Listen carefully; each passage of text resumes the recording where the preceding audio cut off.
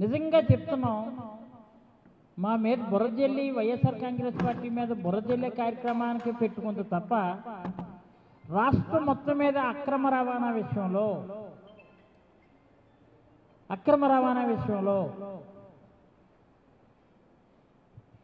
ఉక్కుపాదం మోపుతాం. ఏటు ఉక్కుపాదం మోపుతున్నావు?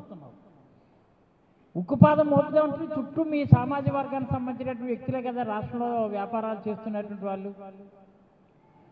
ఒక్కరి మీదనూ ఉక్కుపాదం మోపేవా? వైఎస్ఆర్ కాంగ్రెస్ పార్టీపై మాత్రం ఇదంతా జరుగుతుందని చెప్తాను. ఇది కేవలం నేను ఒకటే మాట మీడియా ద్వారా చెప్తున్నాను రాష్ట్రంలో ఉన్నటువంటి ప్రధానికానికి. ఇది కూటమి ప్రభుత్వంలో ఉన్నటువంటి పెద్దల కనుసన్నల్లోనే జరిగింది. రేపు జరగబోతున్నటువంటి విషయం కూడా వాళ్ళ కనుసన్నల్లోనే జరిగింది తప్ప ఇటీవల మంత్రి వచ్చాడు, సివిల్ సప్లై మినిస్టర్ ఇక్కడికి వచ్చి ఇక్కడ కంటైనర్ ఫ్రైట్ స్టేషన్లు ఇక్కడ ఉన్నాయి. ఏ స్టేషన్ అయినా నువ్వు ఒకటేదో ప్రైవేటు 2 స్టేషన్లు అలా విజిట్ చేసి సిఎఫ్ఎస్లు ఏవైతే ఉన్నాయో 2 చేసి పక్కనే నువ్వు ఎందుకు వదిలేసావు? మీ బంధువానాలనా, లేకపోతే మీ తాలూకా అనుబంధానికి సంబంధించినటువంటి వ్యక్తులు అనాలా, లేదు మీకు పెట్టుబడిదారులుగా ఉన్నటువంటి శక్తులు అనాలా? కేవలం ఏంటంటే ఉక్కుపాదం మోపుతున్నా అని చెబుతూ పేరు గొప్ప ఊరు దెబ్బ అని అంటుంటారు. మా సామెతలు ఉంటాయి. ఒక్కరి మీదనే ఎటువంటి చర్యలేని ఇంతవరకు తీసుకున్నావా? మనోహరే కాదు, సివిల్ సప్లై మినిస్టరే కాదు, అక్కడ ఉన్నట్టు ప్రభుత్వంలో ఉన్నట్టు పెద్దలైనా సరే మీరు తీసుకున్నటువంటి చర్యలు ఒక్కటైనా మీ ద్వారా ప్రశ్నిస్తున్నా, ఇంతవరకు ఎవరి మీద చర్య తీసుకున్నాం? ఇవన్నీ కూడా తాటాకు చప్పులు లేనిది మార్గం అర్థం అవుతుంది. తాట తెస్తానన్నారు, తాట తీయట్లేదు.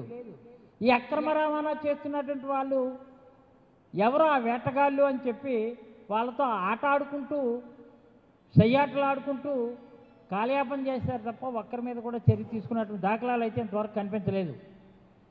ఇక్కడ మా విశాఖపట్నానికి సంబంధించే చెప్తున్నాం. మీరు మొన్న వెళ్ళారు, శీలానగర్ నుంచి వస్తున్నప్పుడు ఇటు బ్రహ్మాండమైన వేర్ హౌసింగ్లు ఉన్నాయి. మీ సామాజిక వర్గానికి సంబంధించినటువంటి వ్యక్తులు ఉన్నారని ఎందుకు విజిట్ చేయలేదు? ఎందుకు విజిట్ చేయడం మానేశారు? వాళ్ళ కనుసన్నల్లో ఈరోజు దేశానికి విదేశాలకి టోటల్గా అక్రమంగా ఎంత రవాణా జరుగుతుందో మీరు ప్రూవ్ చేస్తారా, మమ్మల్ని ప్రూవ్ చేయమంటారా? లేదా ఆ పేర్లు మీరు చెప్తారా, లేదా మమ్మల్ని చెప్పమంటారా? మేము చెప్పగలం. ఆ పేర్లు ఎవరెవరు ఉన్నారో వాళ్ళందరి పేర్లు కూడా అక్రమ రవాణా చేస్తున్నటువంటి రాష్ట్రంలో ఉన్నటువంటి మీకు అనుబంధంగా ఉన్నటువంటి వ్యక్తులు, ఆ శక్తులు, ఆ పేర్లన్నీ కూడా మేము నోరు విప్పి చెప్పగలం. ప్రభుత్వంలో ఉన్నటువంటి వాళ్ళు మీరు అందరూ ఉన్నారు. ప్రభుత్వంలో మీ దగ్గర కావలసినటువంటి యంత్రాంగం ఉంది. ఈరోజు అధికారంతో ఈ రేషన్ బియ్యాన్ని అంతా కూడా దేశాలు దాటించేస్తున్నారు. విశాఖపట్నం మీకేదో చందాలు కాక కానీ రక్షణ ఇచ్చి ఈ రేషన్ బియ్యం ఇతర దేశాలను పంపించడంలో డెఫినెట్గా చాలామంది పెద్దలు ఉన్నారు.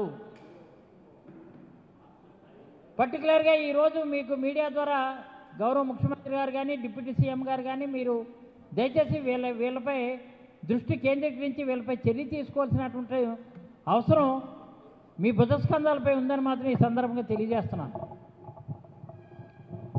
ఎందుకంటే మా విశాఖ పోర్టే ఒక వేదికగా దీనికి పనిచేస్తుంది, వేదికగా ఉంది. పైపెత్తి మేము ప్రశ్నిస్తే ఏం చేస్తున్నారు మీరు? డైవర్షన్ పాలిటిక్స్, బాగా డైవర్షన్ పాలిటిక్స్లో ఆరితేరినటువంటి సమర్థత, ఆ చాకచక్యం మీకు వెన్నతో పెట్టిన విద్య కాబట్టి పలానా దగ్గర ఇక్కడ జరుగుతుంది, విశాఖ నుంచి మీ అస్మదీయులకి సులభతరం అవుతుంది కాబట్టి మనం ఏమీ కూడా మనం గట్టిగా కానీ చర్య తీసుకుంటే మన వాళ్ళ పేర్లు బయటకు ఎలాగొచ్చేస్తాయనేది మీరు అనుకుంటున్నారు.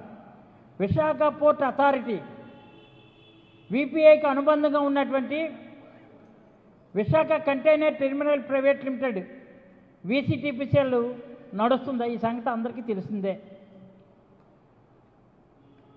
ఇక్కడి నుంచే వివిధ దేశాలకి ఎక్స్పోర్ట్ జరుగుతుంది. టోటల్గా ఈ అక్రమ మొత్తం రేషన్ బియ్యం ఈ అక్రమ రవాణా కూటమంతా కూడా ఇక్కడి నుంచే జరుగుతుంది. కంటైనర్ కార్గోకు సంబంధించినటువంటి కంటైనర్ ఫ్రైట్ స్టేషన్లు కూడా ఇక్కడ ఉన్నాయి. ఇవన్నీ కూడా విసిటిపిసిఎల్ ఆధ్వర్యంలో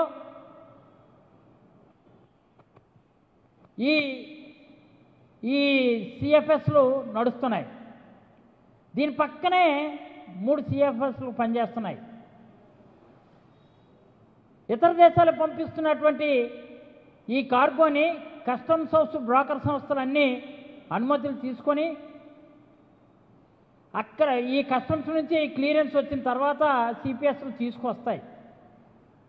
అవన్నీ కూడా సిపిఎస్లు తీసుకొచ్చిన తర్వాత ఎక్కడైతే వేర్ హౌసింగ్స్ ఉంటాయో ఆ గొడౌన్లో ఈ బియ్యాన్ని అంతని కూడా అక్కడ నిల్వ చేస్తుంటారు. ఈ కంటైనర్ టెర్మినల్ ఆధ్వర్యంలో ఇవన్నీ కూడా మళ్ళీ లోడ్ చేసి బయట పంపిస్తారు. దీనికి అకస్మాత్తుగా మన సివిల్ సప్లై మినిస్టర్ వచ్చి విజిట్ చేశారు.